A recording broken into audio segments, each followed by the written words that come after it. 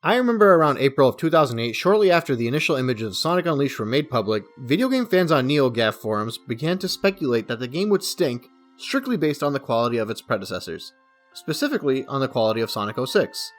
The game would be judged based on the mood of the fandom, rather than the quality of the actual game, before its first trailer was even dropped. This was based on a conundrum known as the X cycle, a viral concept that details a gamer's mood swings brought up on the anticipation of a new game or console. The X cycle was, and quite frankly still is, used to satirize fandoms and video games as a whole. And obviously the most famous series to adopt this conundrum was the Sonic the Hedgehog games, which have embodied the cycle to the point that now the phrase Sonic Cycle has become significantly more popular than the conundrum it was based on. The Sonic Cycle isn't something super in-depth. It states that when the first info of a new Sonic game is shown, fans immediately begin to raise their hopes and claim it's the start of Sonic's triumphant return because the screens don't show any of Sonic's friends in them.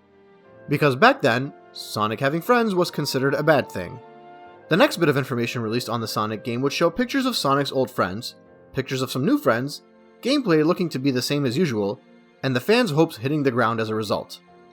And then when the game is released, it'd be slammed by reviewers, receives massive disappointment, and the fandom will claim they will never be fooled again. And it's funny because although this is satire, as recently as the releases of Forces and Frontiers, if you were following along on YouTube or Reddit or Discord or whatever, you could probably see this cycle play out in front of your eyes. But in the late 2000s, Sonic Unleashed, Black Knight, and Free Riders fell victim to the Sonic cycle possibly harder than any other time before or after it, mainly because of the online discourse at the time and the fact that those games were released in quick succession. The Sonic cycle was broken by Sonic Colors, and further faded with the release of Generations, but the trolls of the internet still needed to satirize the vulnerable Sonic fandom. They developed a new cycle, creatively known as the New Sonic Cycle, which was a positive take on the Sonic cycle. As you can imagine, it was very tongue-in-cheek. Now, with the first new info of the game, the Sonic fans point out that something looks questionable and there's possibly the existence of new friends, which causes the fans to complain and become paranoid about the game ruining Sonic even more. When more information is released, the fans begin to regain hope because of speed platforming gameplay. Only Sonic and a fan-favorite friend might be playable, and haters continue to find the dumbest things to complain about, like the sizes of Sonic's quills or buckles on his shoes. When the game is released, the fans feel at ease and enjoy the game. The game takes what the fans liked from the last title and improves upon it. The extras in the game are not bad, and the haters look for any reason to complain, like a lack of Chow Garden or something. And again, it's kind of funny that I saw both negative old and positive new Sonic cycles portrayed in full force with the release of Sonic Frontiers. I guess that game was genuinely love it or hate it now that I think about it. The point is that although there is a lot of truth to this meme on the Sonic fandom, I think it's actually a lot more common throughout the video game industry, and even the movie industry for that matter. But by the nature of the timing of the failure that was Sonic 06, in addition to the fact that Sonic was a top 2 or 3 juggernaut of gaming at one point, Sonic got struck with the meme harder than any other franchise could ever dream of. And it's not like Sonic Team's done itself any favors. In the games following 06, you had motion controls, werehogs, Saturday morning cartoon storylines, Mario ripoffs, cut corners, rush deadlines, and tons of bad decisions all around. And many of those criticisms can be placed on the games prior to Sonic 06 as well. It seemed like Sonic Team couldn't do anything right. Actually, no, that's exactly what it was. Sonic Team could not do anything right. I'm not saying they were incapable of it. I'm saying that even if they released a perfect Sonic game, there is no way it'd be acknowledged as that because that wouldn't fit the meme and it wouldn't get you the clicks. Now you could argue that Sonic Team should have stuck to their guns and chosen to stick to whatever playstyle you happen to think is the best. Maybe they never should have abandoned the adventure style after 06, for example. Or maybe everything following Sonic Generations should have just been more of the same. They might have lost a lot of fans, but they'd have a loyal following. It's hard to know where we'd be as a fandom. Instead, Sonic Team has tried, and mostly failed, many times to appeal to what they think the fandom wants, and as a result, created such an inconsistent and disjointed fandom that the only thing that holds many of these Sonic fans in a single group is that they all think Sonic should be blue, and even then, they can't agree on which shade of blue. Sonic Team's lack of consistency has basically caused almost every Sonic fan they capture to eventually decide to turn their back on the series, because they feel the series has turned their back on them. All of these games have failed. Except, well, they didn't. I mean, objectively. If you look at the sales numbers, they haven't failed. People are buying these games. And most importantly, kids are playing these games. And there's one cycle that is stronger and more impactful than the Sonic cycle. And that's what I like to call the nostalgia cycle. The nostalgia cycle is the strongest cycle that exists, and it's applicable to video games and movies as well. Basically, the cycle goes that a game is released in your childhood. It might be the first game in a series, a sequel, or a reboot. You play it as a kid, let's say around the age of 5, and you love it. It's a great game. You spend endless hours on this game finding new ways to beat it and just exploring every aspect of it. You're not aware of the reviews or online discourse of this game because you're a kid and you're happy. You probably have an older brother that doesn't like the game and you're not sure why. Around 5 to 8 years later, you play the newest game in that series while you're in middle school. Something feels off about it. It could be a change in the gameplay style or an alteration of the model. You still somewhat enjoy the game, but you're also too busy playing some other games with your friends that are either more popular or more for the cool kids. You'll probably finish the game once and call it a day and not put that many hours into it. You hear your older brother or friend claim that the game you're playing stinks and ruin the series, and you might actually agree with them. You'll also see YouTubers that are about a decade older than you just hating on that game because of how it's ruined the series, and again, you'll think it's an overreaction, but you might agree a bit. A few years later, when you're in high school, you'll see the newest game in that same series come out, and a friend or family member might have bought it for you, or they might own the game and you'll get to try it out for a bit. You'll play it for 2 or 3 hours maximum. You'll be disgusted. It's not the game you grew up with. You don't understand how anyone could even enjoy this game. And you'll question why this series is being targeted as kids when it should be targeted at you, the real fan. You're officially done with this series. You'll become a flag bearer for the game that came out when you were 5 and start talking about how it's the best game in the series. And the developers lost their touch with everything that followed. You no longer like or respect a game that came out when you were in middle school because that game was the start of the downfall. Everyone around you, whether it's in your Discord chat or subreddit or your recommended YouTube videos, will have the same beliefs that the game came out when you were 5 is the high point of the series. Your older brother and his friends think you're crazy. That game was terrible, and the one that came out before it was the best one because it was before games became 3D or widescreen or insert any reason really. You no longer care what your brother and his friends and their whole generation thinks because you're around the age of 20 now, and only what you say matters. This lasts for anywhere between 5 to 10 years, until one day, some kid uploads a video about how all of those games you've been crapping on for the past decade were actually the peak of the series, and everything before and after it was crap, and seemingly the entire fandom agrees. And you realize, everyone around you has moved on from the passion that they had towards the series except for you, and no longer have anybody to back you up. So you just accept that those young kids will never understand good gaming, and you'll enjoy going back to the game you have nostalgia for because it reminds you of your childhood. I cannot begin to explain to you how many video game series this applies to. Halo 4 was crap until it wasn't, until it was again. Mario Sunshine was crap until it wasn't, until it was again, until it wasn't again. Heck, in the movie industry, Star Wars. The prequels were never good until they were, and give it a few years and people are going to love the sequels if they don't already. Every single game in the Sonic series has obsessively dealt with the nostalgia cycle. And I'm just going to flat out say it. If it wasn't for the nostalgia cycle, Sonic would have died out by now. It's the nostalgia cycle that keeps the series alive and convinces parents to buy games for the kids because of the familiar face of the hedgehog. You likely know where I'm going with this. I'm almost 2,000 words into this video and I haven't even started talking about Sonic Unleashed. But Sonic Unleashed became significantly more popular well after it was released. And I'm not even talking about the nighttime stages. People criticize the boost formula because of the way it moved away from the adventure-style gameplay. I remember hearing people call the boost formula Sonic games a glorified version of Temple Run. After a few years, you'd hear more praise, strictly for the daytime stages, and people still criticize certain aspects of it needing more polish, as well as hating the story and the new character. Until eventually the game started to get a full-on praise, and I've seen it argued on more than one occasion that it's the best Sonic game as a whole. Has a good story, has the best daytime stages, an acceptable gameplay of the nighttime stages, and it's the peak of Sonic. And it's mind-boggling to me to see how that unraveled over time. The game was despised. People still make fun of the phrase werehog and make such a big deal about it, in the same vein that many did when Robotnik adopted the moniker of Eggman. And I don't understand why. Werehog is a totally viable title. Yeah, you could get technical and say it's called a werewolf and not a wereman, but if we just called him Sonic the Werewolf, that would have been infinitely stupider than a werehog. You can hate the fact that he turns into a werehog, but the name werehog is completely fitting. But anyway, now the game is loved. The nostalgia cycle is a hell of a thing. Anyway, look, I'm already quite a bit into this script, so I'm going to jump right into it from here. This is my first time playthrough experience of Sonic Unleashed. Let's go! Ho! Ha! The game starts off with possibly the best visualization of a Sonic vs. Eggman fight in the series. And that's not just my opinion, that's pretty much unanimous across the board amongst lovers and haters. The production value on the introduction is incredible. I enjoyed the intro to Sonic and the Black Knight, but this is a whole other level, and made even better because it literally looks like it could be taken out of a proper CGI Sonic movie. Anyway, in a battle against an Eggman fleet in outer space, Sonic decides to go supersonic to end Eggman once and for all. Eggman is forced to retreat and grovel and beg for mercy, but naturally it turns into a trick and he manages to get a hold of Sonic. Eggman literally sucks the emeralds and their power out of Sonic's super form and uses that to power a laser cannon shot directly at the Earth. This not only causes the Earth to begin to come apart, but it seems to awaken a massive monster within the Earth known as Dark Gaia. Dark Gaia causes some kind of negative reaction to the emeralds and Sonic, turning him into what is hastily known as the Werehog and turning the emeralds gray and powerless. Eggman gloats about how he'll use Dark Gaia's power to create Eggman Land and proceeds to drop Sonic and emeralds down to the Earth. Dark Gaia also seems to sort of dissolve and start to spread around the Earth. Again, the whole introduction sequence is some of the highest production value I've seen in the series so far.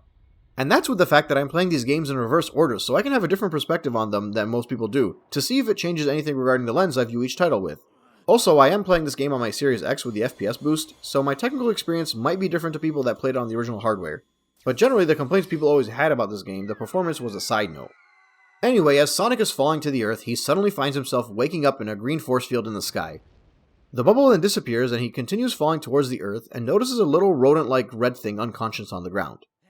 He wakes it up, scares the crap out of it, and begins to have a conversation with the critter. The critter points out that he looks like a monster, and Sonic realizes he's not the hedgehog he thought he was anymore. The critter can't remember who he is. He just remembers falling from the sky and sort of has a panic attack. Sonic seems to worry that he might have fallen on him, and in typical Sonic fashion, he offers to help the little guy get his memory back. They excitedly begin to embark on their adventure, but not before the sun starts to rise and Sonic turns back into his actual hedgehog form. If you've been following along, you'll know that I love these over-the-top Sonic stories. Heck, I praise Sonic and the Black Knight to no end because of its story. Between Lost World, Generations, and Colors, I was so starved for a good story that a game that took place in the world of King Arthur was award-winning in my eyes. So right off the bat, seeing the great introductory cutscene, the extremely over-the-top splitting of the Earth and birth of Dark Gaia, and even Sonic's crazy transformation and fun little back and forth with a tiny critter, I can already tell I'm going to enjoy the story of this game, at least to some extent. Sonic and the critter find themselves in Apatos, which seems to be a city based off Santorini in Greece. They're trying to figure out what the deal is with the emeralds being black and Sonic transforming, when the critter gets distracted by an ice cream salesman who is super happy to be selling ice cream. After they buy some ice cream, Sonic decides to call the critter Chip because of how much he loves chocolate chip ice cream, and they start to ask around to see if anybody knows him, with no luck. Eventually the sun sets and Sonic transforms back into a werehog, realizing that this is going to be his form at night, while during the day he'll be a hedgehog. He also notices the ice cream salesman is no longer joyous, and seemingly all of the villagers in the area are miserable now, finally making comments on the fact that the Earth is split apart, whereas during the daytime nobody really cared about it. It's not really outright stated yet, but it's obviously because of the negative energy due to the release of Dark Gaia being stronger at night, or something. Also, Sonic figures out he has stretchy hands. Yeah. Gomu Gomu no Pistol. The duo runs into Tails, who is surrounded by a gang of these dark monsters. Sonic comes in full Werehog style and obliterates them, and proceeds to update Tails on everything that's occurred up to that point. Tails recommends they head over to Professor Pickle at the university in Spagonia, a city inspired by Siena in Italy, which is apparently in another continent and requires they fly there. Upon arriving, they find out Professor Pickle has been kidnapped by Eggman. Sonic and Tails are adamant that they need to save the professor, but what I appreciated most is that Chip was super hurt by the news that he was kidnapped. He was very concerned, and already you start to feel like Chip fits in with the good guy vibe of Sonic and his friends. The trio travels to Missouri, a city based off Africa that seems to take some inspiration from various cities through sandy buildings of Timbuktu in Mali or the baobab trees in Madagascar. They find the professor being overly critical about the food provided to him, and as they free him, he makes it clear that they need to take a scroll known as the Gaia manuscripts with them from the nearby safe, which is made easy work for by Sonic. When they return to the Spagonia University, Professor Pickle explains that the Gaia manuscripts reveal that returning the power back to the emeralds via the Gaia temples around the Earth will help them return the planet to normal, and discusses the whole situation in the cutscene. A disaster? Quite. And according to the Gaia manuscripts, this isn't the first time the planet has been broken apart into pieces. The cause lies at the very core of the planet. All the phenomena we've witnessed are the direct result of one creature. The hyper-energy organism spawned at the planet's core. Dark Gaia. So how do we stop this Dark Gaia and put the world back together? Luckily, Dark Gaia has yet to be fully reborn. We most likely have Dr. Eggman's premature wake-up call to thank for that. If we act now, we may be able to restore the planet by returning power to the Chaos Emeralds. Sonic, you must travel to each of the temples listed in the Gaia manuscripts. The planet's power will restore the Chaos Emeralds, and in turn, the Chaos Emeralds will restore the planet and help it heal naturally. So again, I need to reiterate, I am all for this story and the game setup. This cutscene set the tone, set out a clear objective, gave a good background of lore why everything is happening. I mean, okay, Sonic awakening a hidden being that has something to do with the Emeralds isn't exactly a new concept, and the fact that Knuckles isn't involved in a story with the Emeralds on its own is bizarre. But again, I'm playing these games in reverse, so the story is so far doing everything better than pretty much every game I've played, with only Frontiers and maybe Forces coming close. Sonic starts on his journey to locate the temples, which first takes him to Mazuri, where he bumps into Eggman building a bunch of villagers.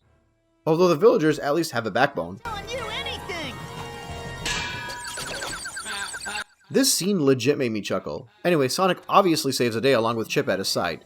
Eggman makes a run for it, but Sonic catches up and beats his Egg Beetle. And then finds the first Gaia Temple, where they place their emerald in, and the magic of the emerald brings down and reconnects the portion of the earth they're standing on, with Tails conveniently nearby to let them know they're progressing on his little tablet. Next, you get another typical Amy scene where she mistakes someone for Sonic, but this time it's actually Sonic, so maybe she deserves some credit. It's sad though, because Sonic legitimately feels hurt by the fact that Amy didn't recognize him. I don't really remember a time I saw Sonic feeling self-conscious about something.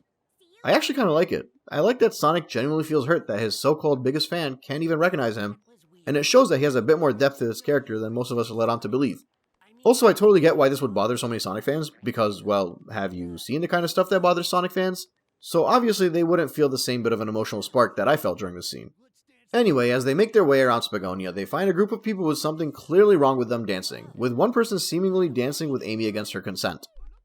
With the power of Chip's camera, they were able to remove the dark creatures that possess the group of individuals and allow Sonic to take care of them. When Sonic helps Amy up, she takes a peek at him, and he legitimately has to run away because he can't stand the thought of her seeing him for the monster that he currently is. Which again is kinda sad and sweet at the same time.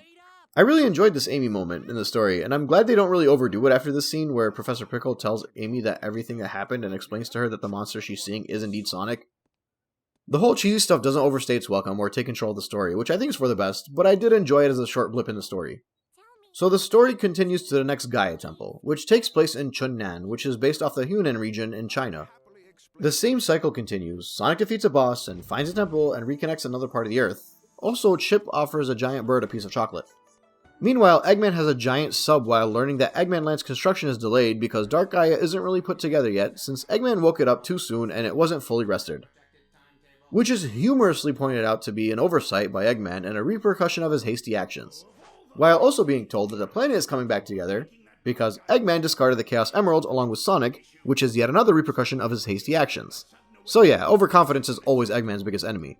And he literally doubles down on that. My plan, part of the big picture. Where's the fun in having my plan succeed without any challenge? I love how much of a narcissist Eggman is. Seriously, I don't think he gets enough credit as a villain. To be fair though, he's also smart, so he deploys defenses around the remaining temples in anticipation of Sonic continuing his journey to restore the Earth. But also continues to be hasty and deploys a machine to attract all of the Dark Gaia energy to a single location to help speed up the development of Dark Gaia. But it's all for nothing, as Sonic continues to make it through the temples and restore the emeralds which restore the Earth, including stops along Shamar, a Middle Eastern village taking inspiration from Iraq, Jordan, Qatar, and Iran, and Alaska, which is inspired by the Inuit villages of the Arctic. Meanwhile, Eggman's plan to bring all the dark energy together seems to be moving along, and honestly, I'm really starting to get a kick out of his little minion sarcasm. Your skill at self-aggrandizement is unparalleled. Silence! I genuinely enjoy whenever him and Eggman have a back and forth. My brief research shows me that his name is SA-55, and would eventually become Orbot in Sonic Colors. Or maybe he's the prototype for Orbot, I'm not sure. But I've enjoyed him in this game far more than I enjoyed Orbot and Cubot in the later games. I think his clear distaste for Eggman, plus his monotone voice and sarcasm are a treat. Anyway, more temples are visited, and the emeralds are replaced, and the Earth is reconnected. The remaining locations Sonic visits, including Empire City, which is based off the Big Apple, and Adabat, which is based on Southeast Asian locations such as Indonesia, Thailand, and Cambodia. By the way, I really like the locales they picked and their depiction of them. It seems pretty bare bones at first, but as you dig a bit deeper, you realize it's more than just a generic selection of a specific location. If you Google some of the cities these areas are based on, you can see there's a bit more detail than meets the eye. I won't delve too deep into that because this video is already long enough as it is, but at first I felt it was a typical Eurocentric selection in the view of the varying locations. But when I started digging a bit deeper and searching the specific cities and the areas they were based on, I actually gained a bit more respect for the game's designers. Especially considering this game was released in 2008, where you could still probably get away with being generic and getting details incorrect in areas perceived as third world by the Western audiences. As Sonic and Chip begin to move towards the penultimate temple, Chip's nerves start to show for some reason, and neither him nor Sonic are sure why. Sonic gives the old arm around the shoulder buddy talk to settle his nerves, and it's not until after the emerald is placed that we find out who this little fella was all along.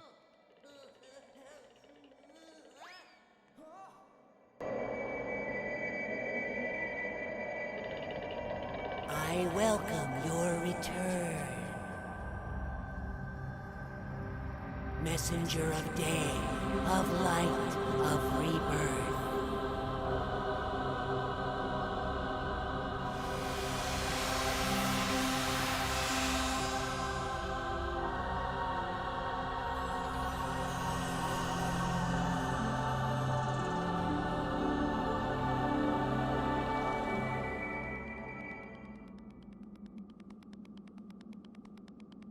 Sonic.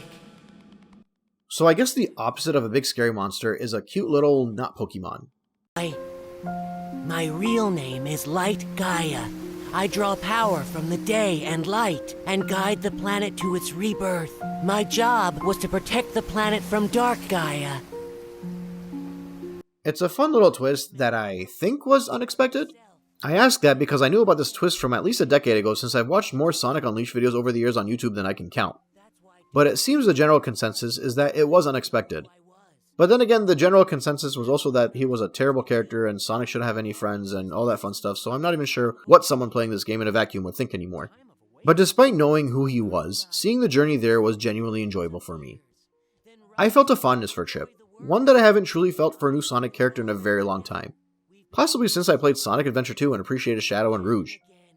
And when Sonic tells him that he thinks it's because of Chip's presence that he was in control of his werehog form and didn't turn into a monster, Chip tells him that it's not at all the case. It's because Sonic is too strong to lose himself, and is pure, and rather than just talking over this whole scene, I think I should just let it play out because I genuinely started to feel a bit sad that the journey was coming to an end. I think it's because I knew that about you. That's why I wanted you to help me. It's been so fun, getting to see the world. I've lived here since the planet began, but I didn't know a thing about it. That it's so pretty, or that food tastes so good, or that people are so nice. I'm so glad I got the chance to discover all that with you, and I'm so glad that you helped me find my memory. Sonic, I will never, ever forget you. Thank you, Sonic. Goodbye, friend. It's just such a nice feel-good moment for me and a great setup to prepare you for the grand finale. Which is a heck of a finale. Eggman Land finally exists, and Sonic and Chip make it there. I'm not entirely sure if this is the same Eggman Land as the one in Sonic Colors, but I definitely got similar vibes to Sonic and Tails arriving in that game, but it does feel like it has a much darker undertone. Almost how a theme park made by Joker in a Batman cartoon would feel, and I'm all here for that darker tone. After Sonic and Chip make their way through Eggman Land, which, by the way, took me almost 50 minutes to get through, they place the final emerald and officially bring the world back together. As Sonic and Chip begin to have a heartfelt celebration and Tails and Pickle celebrate via FaceTime, Eggman makes an appearance with the Egg Dragoon, causing Sonic and Chip to battle him while they fall towards the Earth's core. As they battle it out, they fall deeper and deeper towards the Earth's core when Sonic finally deals the finishing blow and destroys the Egg Dragoon. And just as Eggman begins to wallow in his loss, Dark Gaia conveniently awakens in full force and immediately goes after Sonic and Chip. But not before team rocketing Eggman into oblivion.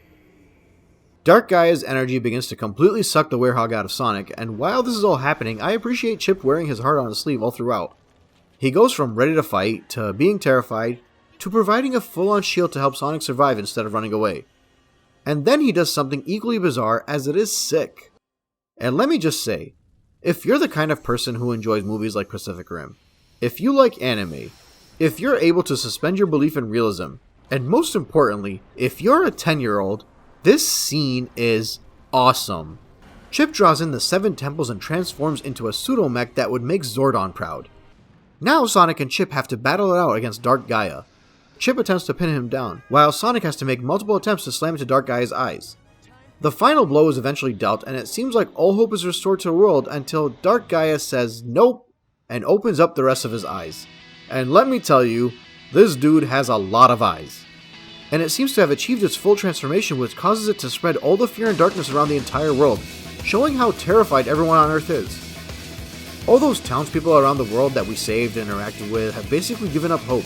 It's a pretty intense scene, but Sonic's #1 fan Amy is there to give you hope that if there's anyone that's faced this kind of turmoil before, anyone that's faced all types of monsters, anyone that's been backed into a corner and has taken punches and hate from forums, reviewers, and all types of neckbeards, it's Sonic the frickin' Hedgehog.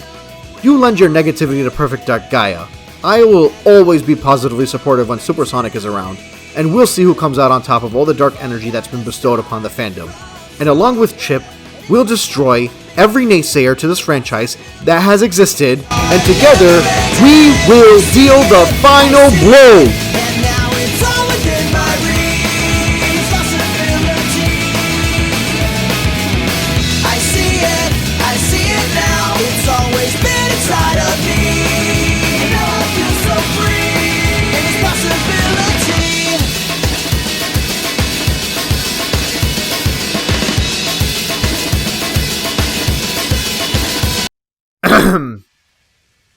So, sorry about that. I got a little carried away. Anyway, Dark Gaia is defeated, Sonic passes out, Chip carries him back to the surface to safety, the negative energy all dissipates, the townspeople all rejoice in relief, the Earth is back together, the background music tugs at my heartstrings, SA55 gives me another smirk as he mocks Eggman. It's just all around a very happy ending, even if Professor Pickle gets a bit too philosophical for the moment. And just as I think the ending is perfect, it gets better. Sonic, you must live.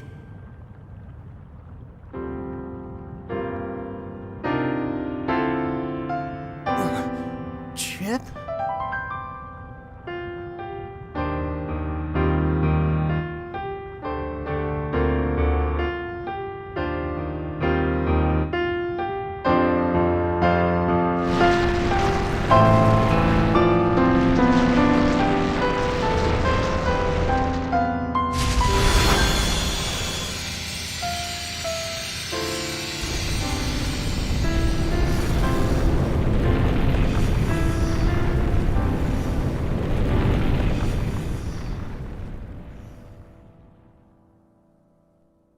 The whole ending sequence does so well.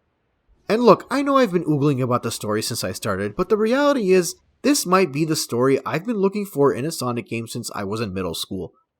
I'm not saying the game is good. I'm also not saying it's bad, by the way. Right now, I'm strictly talking about the story. And this is the type of story I wish I'd have played when it released.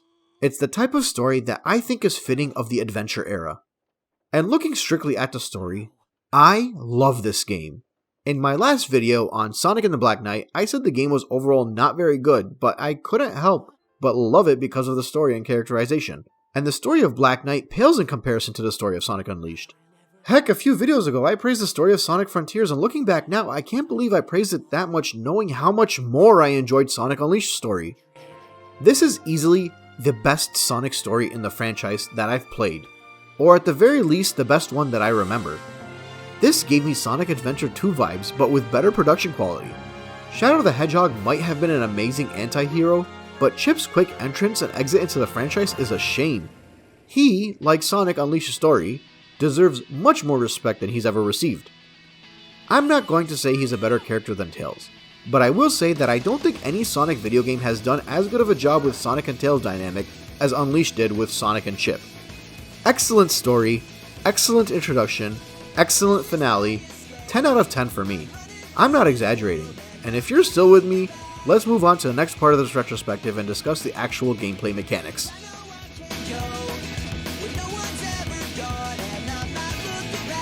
Let's go! Huh, ho, ha! Alright, look, I've been going back and forth on how I want to approach this retrospective. In Sonic and the Black Knight, I knew for sure I was going to love the story and dislike the controls of the game, so I felt it was fitting to end the video on a high and discuss the story last. In the case of this game, there's a lot more nuance to the gameplay mechanics, and I didn't want to get into all of that before discussing the story because I wanted to drool about the story at my own leisure before I started getting into the nitty-gritty of this game.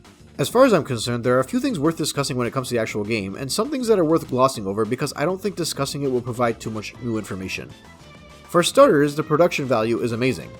I understand that I'm playing on the Series X, so it's likely much better experience than those that played on original hardware, but the graphics, visuals, performance, music, and honestly even the voice acting is really good. The voice acting is probably the weakest part of all of that, but even then I don't think it was terrible enough to hinder the experience at all. And likewise with the battle music theme during the Werehog stages. Like, it might be annoying, but it's such a non-issue that only Sonic fans could possibly blow out proportion to this extent. Do you not listen to podcasts or music while gaming anyway? Jeez. This game looks good, sounds good, and plays good, and that's all I really want to say about it. Actually, the scene here with the whale genuinely made my jaw drop.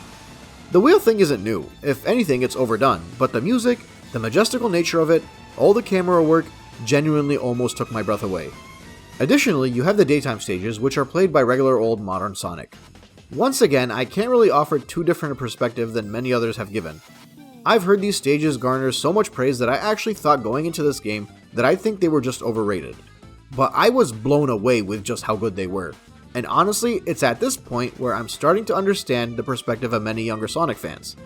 And man, I am happy I played this game in reverse. When I played Frontiers of Cyberspace levels, I thought they were acceptable. I still think they were because the game's focus was on the open world, but if you're looking for good boost levels, that's not the game to play. Sonic Forces levels looked good and played well, but there were so many repeated stage themes throughout the game that it did get a bit redundant. I still stand my belief that it's not nearly as bad as a game that everyone made it out to be, but seeing as how it came out so long after Generations and was a step back in level design category, I understand people's disappointment. Sonic Colors... I really didn't like that game. I might have even hated it. Colors probably suffered the most because I decided to play it over a decade after it released, whereas every other game seems to have benefited. And Sonic Generations, well, it's an amazing game. I said it was a top 3 3D Sonic game for me when that video came out. I love the stages and callbacks and nostalgia kicks and the way Sonic controlled, and I also played that game on my Series X, so I had a lot of the same boosts that Unleashed got. But if I'm being totally honest with you, despite the fact that I think Generations had flawless control and amazing levels, Sonic Unleashed daytime stages were far more enjoyable for me, including the control. Yeah, I can't believe it either. I think there's a certain charming hint of creativity I appreciate with Unleashed that didn't occur when I played Generations. The fact that the level themes are original and not taken from older games lends to that. The fact that the game was made in the era of Sonic prior to when they decided to start to play things safe also lends to that. I'm just gonna say it.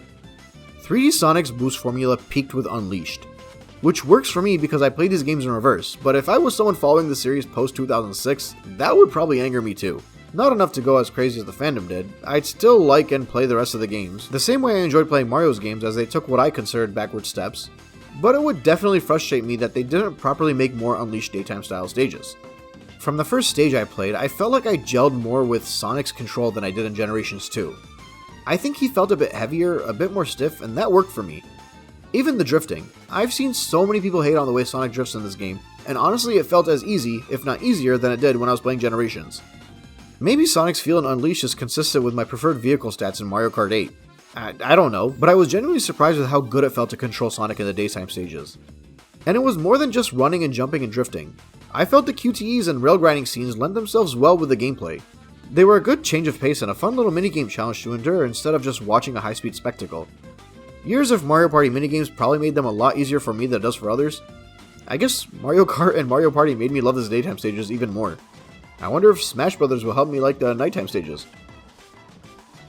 Anyway, I bring up the QTEs because that's usually seen as a negative, but I think it offers a good challenge to the game and is implemented better than other Sonic games.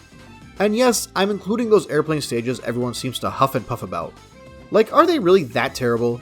There's 2 of them, and they're not even that long. At the very least, the QTE nature of them is more in line with the reflexes required in a Sonic game than it would be to just fly around shooting everything. And I get that many of you would prefer if they weren't even there, but again, and I stress, how freaking hard were they and how long did they last that you'll go out of your way to wage a freaking war against them? It's like if anything remotely challenging or different pops up in a video game, you people just want to clutch at your pearls and complain. I don't even know who I'm talking to at this point, but if you're offended by what I'm saying, then it's probably you. Okay, let me calm down. The stages all have multiple routes that I would notice as I ran through the levels. Some of them are hidden in plain sight, and others I can't imagine finding without having to look up a guide. But there's enough obvious ones that it just begs you to try these stages multiple times. And if you have to look up the optimal routes for a few stages, I think that's totally fine. It's not like this is the first game in history someone has to Google a hint for. The game has tons of cheap hits, momentum stoppers, and flat-out death traps that you'll have to learn to navigate around. And I'm not sure if I'm in the minority on this, but that's part of the essence of Sonic. You have to take some punches to get to the goal and eventually learn to maneuver. And on a casual playthrough, none of these momentum killers are that terrible anyway. It's only when you're trying to S-rank a stage does it really begin to frustrate you.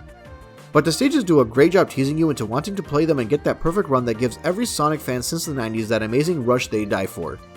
And the beauty of it all, the S rank is totally optional. Yeah, it's not needed to finish the story.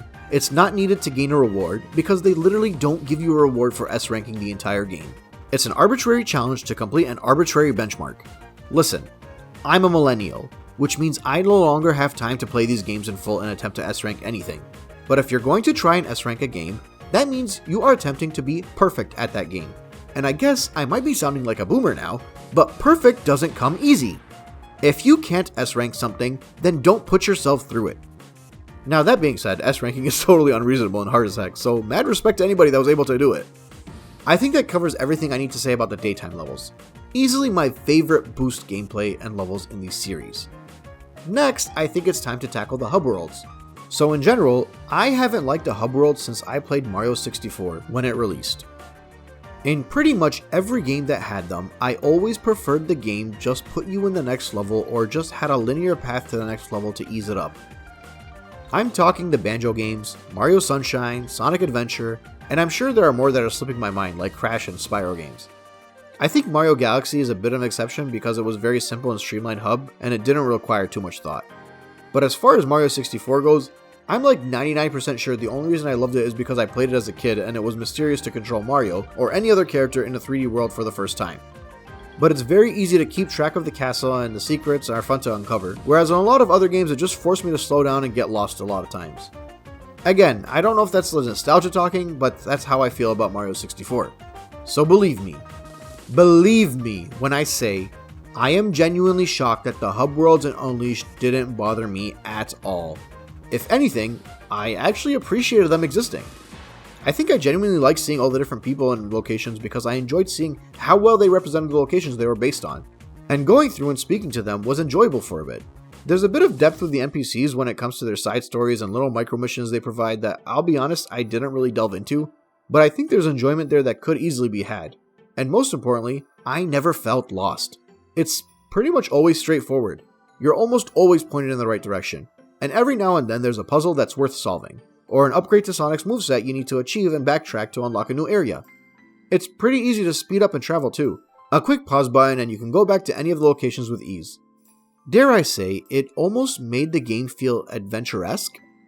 Given that the boost stages took control of all the usual set pieces that you'd want to experience in a Sonic game, I felt the hub world provided a lot of what I felt was missing from a 3D Sonic game. It gave me puzzles to solve, NPCs to talk to and find out information from, reporting to Professor Pickle as needed for guidance on where to go, backtracking to unlock new areas with new powers. All of this stuff has existed in Sonic games. It's not new, but it was separated away from the actual stages. I liked it all. It made for a nice cohesive world that I was able to traverse around and locales to return to after I thought I was done with them. I'm glad the stages weren't just laid out in order because after I left Spagonia or Chunan, I found myself needing to come back to them for newer missions or information, and I enjoyed going back to revisit those locations. Honestly, I'm surprised how much I'm praying the hub world. I literally hate them in almost every other game, but like I said, no complaints in their implementation here. And to add on to that, and this might come as a surprise to all of you, but I love me a collectathon. So even if the game didn't require to get as many Sun and Moon medals as it does, I'd still have collected a ton of them. Heck, even in 2D platformers, I enjoy going after whatever MacGuffins they have you look for because it allows me to search every nook and cranny of the stage. So it's entirely possible that the reason I actually liked the hub worlds was because they had Sun and Moon medals hidden all over them and they were genuinely fun to look for. Some of them were easy and in your face, and others required a bit more snooping around and even a bit of using your brain. It was very well balanced and made even better yet again that you're not required to have all of the Sun and Moon medals to beat the game, nor does getting all of them really reward you with anything. So if you're dead bent on collecting every one of them, it's optional, and I can respect that, but it's not required. But I hate when people use the amount of collectibles in this game as a negative point against it. And I understand that there are points in time where if you're not vigilant, you'll have to go back and redo stages or revisit hub worlds. So maybe the first time you played this game, if you didn't collect the medals because the game didn't tell you and you had to go back and redo a bunch of the game, then I understand your frustration. But to be fair, if you're neglecting the medals, you should be able to find out pretty early on that you don't have enough medals to progress. And by that point, you'll only have a few levels to replay to get up to speed. There were only 2 moments that I had to backtrack, and it was literally to unlock the final moon stage that required me to have 80 moon medals, which I was 11 shy of, and the final sun stage that required me to have 120 sun medals, which I was 19 shy of. And in both of those cases, it's because I started to get a bit lazy with collecting, so I had it coming. But it did allow me a fun task of figuring out what I should play to reach those medals. I basically didn't go out of my way to collect any medals in the daytime stages, so when I reached the stopping point, I started to find some of the new and non-required daytime stages, and I got to enjoy those, while also revisiting some of the daytime stages I already played, and collecting and just moving through it slowly in a fun new challenge that allowed me to look for medals instead of just trying to go fast, which I've already done plenty of in this game. I think the game could have done a better job telling newcomers they needed the medals. Maybe then they'd have tried harder to find them from the get-go, but again, if you weren't collecting them, you'd have found out pretty quickly that you needed them. I personally use the nighttime stages to look for the medals. I never had to replay a single nighttime stage because I already did my due diligence and found plenty of medals in those levels, even if I didn't find them all. I knew it wasn't worth going back to them, because I was thorough enough, where it was more worth it for me to dig deeper into a hub world or daytime stage for missing medals. And I specifically would collect medals in the nighttime levels because it naturally felt like I should. I collected a bunch of books and records too. I don't even know what those unlocked. Some weird potions, I think? I don't know, what else? It just happened naturally because I like to collect things, and this game gives you things to collect. Okay, so I guess it's finally time. I'm so far into this video, and I can't really put it off much longer. It's time to discuss Sonic the Werehog. Up until now, I've had nothing to complain about in this game. In fact, I'd say everything else is perfect in my eyes. So the Werehog, which is the largest portion of this game by far, is important to delve into. As I alluded to earlier, I don't really hate the existence of the Werehog from a story perspective, or really even the fact that it's called a Werehog. I think Sonic looks pretty cool in this transformation, and enjoy the reason he exists from a narrative perspective. Additionally, when it comes to collecting Sun and Moon medals, he's a lot easier to control than regular Sonic, so the collectathon aspect was far more enjoyable with him as a Werehog. And the levels and set pieces of the nighttime stages were equally as good as the daytime stages, so they were a treat to maneuver around. And while it's not speed-based control, Werehog Sonic was easy to control and was able to run around and platform and had minor moments that I felt like he was broken or whatever. It's not really a surprise to anyone at this point, but the inspiration for the nighttime levels was taken from the early God of War games. I'd like to point out that my experience with these combat-style games is somewhat limited. I played a bunch of the early Assassin's Creed games and loved them. I played the Arkham games and I love those too. And back in 2022, in anticipation of God of War Ragnarok, I decided to play through all of the God of War games for the very first time. It was a series that I never touched, and always wanted to play. I beat the first game. I loved it. I beat the second game. I loved it. I beat the third game. I loved it. I beat the 2 titles on PSP and I loved them. I didn't play Ascension. I'm not sure why, I should probably do that at some point. All that was left between me and the release of Ragnarok was God of War 2018. And I only lasted 10 hours. I didn't like it at all. I know, everyone tells me I'm crazy. It's just not the video game for me. I might have burnt myself out by playing all the previous games, or I might have to go into it without the mindset that it's a God of War game. But I know the reason I wasn't enjoying it was because it wasn't the mindless hack and slash of the old games where you had to reach a target, find a goal, do a bunch of QTEs, look for various hidden items, interact with various aspects of the environment, fight giant baddies and look for critical hits. Those were the things I enjoyed about God of War, and they no longer existed in God of War 2018. So here I sat 2 years later playing as the Werehog. And look, it's not as deep as God of War, and the bad guys are a bit unimaginative. But it's hard to compare to a game that's the pinnacle of its genre. And to reel things back into the Sonic world for a bit, Sonic Frontiers and Sonic Boom are the only 2 games I played in this retrospective that had any form of combat. and Sonic as a werehog is way more fleshed out in combat than the combat in those games. And if you don't feel like learning new moves or shielding or thinking too much, you could literally mindlessly mash the Y button during every fight and beat this game. But if you do like to look into the combos, and some of them are pretty fun to pull off, some of them even give you an extra bit of height and maneuverability to break certain sequences in the game, which is always a treat, I actually quite enjoyed the combat, and I actually enjoyed the werehog stages. I liked Sonic the Werehog. The problem is that it's not really what people consider a Sonic game. However, I've seen what people consider to be a Sonic game, and quite frankly, I don't give a crap. Yeah, look, I've spent the whole video going on about how I enjoyed every aspect of this game. Did you really think I'd spend almost 10,000 words praising a game only to get to the end where it comes to talk about the portion that literally takes up the majority of the game, only to do a rug pull and say, yeah, psych, the werehog sucks and this game is crap? No, this game had everything. It had the best Sonic speed stages I've ever played. It had the best collectathon I've ever enjoyed in a Sonic game. It had the best puzzles I've ever solved in a Sonic game. It had the best setting. It had the best cinematics. It had the best character dialogue. Hell, it had the best story in a series that I always thought peaked with a story in Sonic Adventure 2. I loved Eggman Land as a level. It was such a fitting final challenge and I welcome it with open arms. And the game even had a button masher for a final boss that decades of being the best button masher in Mario Party had prepared me for, and I was so ready for it. Heck, I loved all of the bosses. I loved the final boss. Those stupid phases you all complain about, they were a great challenge, and I was down to only 1 or 2 lives by the time I was able to pass by all of those dang rocks without Dark Kaya killing me, and I was thrilled to defeat him once and for all. This is quite possibly not only my favorite Sonic game I ever played, but it might actually be up there as my new favorite game of all time. Or at the very least, it would make my Mount Rushmore of gaming. I'm not kidding, I love this game. I am shocked that I love this game. Throughout this whole retrospective and reverse, I've been appreciating games that I thought I'd hate and being surprised by it. But nothing to this extent. Sonic Unleashed is amazing, and I don't know how else to highlight how much I love this game to you than to do something so out there to get your attention so you can understand the extent of which this game needs to be praised. Hey guys, it's Dean.